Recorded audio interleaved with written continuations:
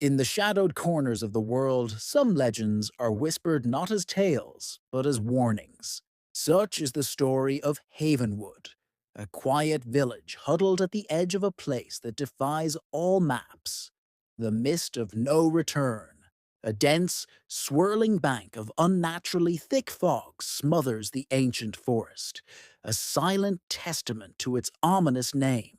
Legends passed down through generations of hushed voices claim that no soul who dares to enter its suffocating embrace has ever found their way back.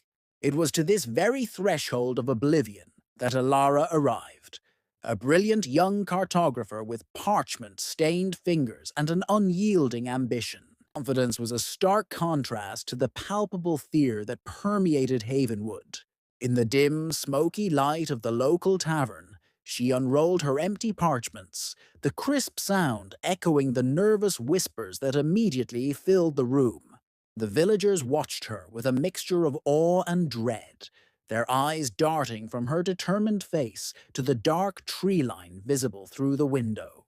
It was then that the village elder, a man named Kale, whose face was a roadmap of wrinkled wisdom, approached her table.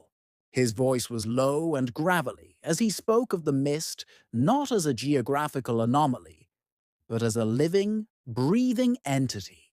He warned her that it was a conscious maelstrom, a predator that did not simply swallow the path, but consumed the very memories and souls of those who trespassed.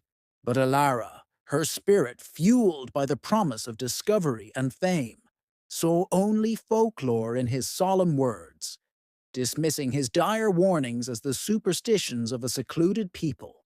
As the first light of dawn painted the sky in pale hues of gray and rose, Elara stood resolute before the colossal, churning wall of white. The air was still, holding its breath in anticipation. She took one last, deep inhalation of the clear morning air before stepping forward, disappearing into the cold, silent embrace of the fog. Instantly, the world she knew was gone. The air grew frigid, and a profound silence pressed in on her, broken only by the frantic, useless spinning of her compass needle. When she dared to look back, the path she had taken, the very forest floor, had vanished, swallowed by the featureless gray that now surrounded her on all sides.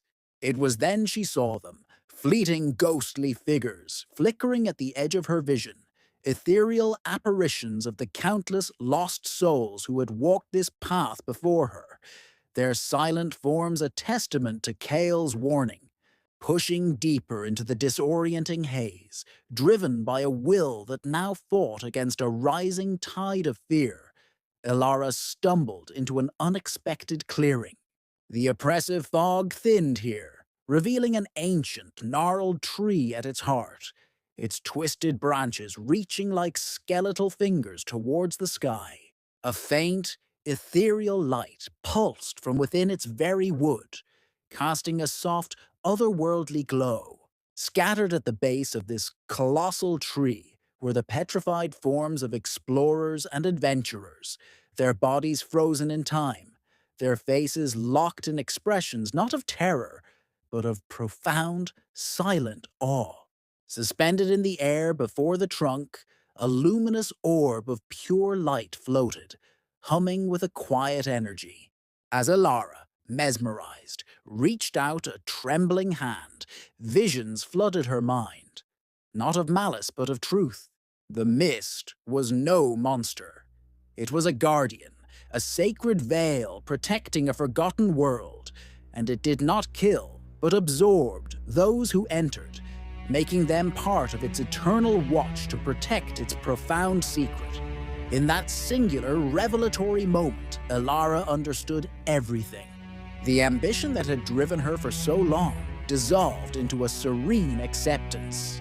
A faint smile graced her lips as a single crystalline tear traced a path down her cheek, a silent acknowledgement of her new and final purpose. The light from the orb intensified, enveloping her in its warm, brilliant radiance.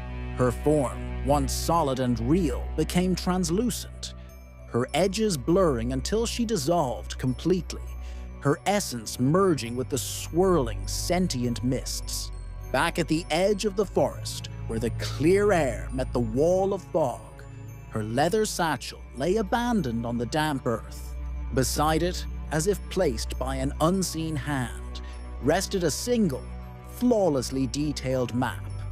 A perfect cartography of the mist's mysterious interior, a final, silent legacy from the cartographer who had finally found her place not on a map, but within one.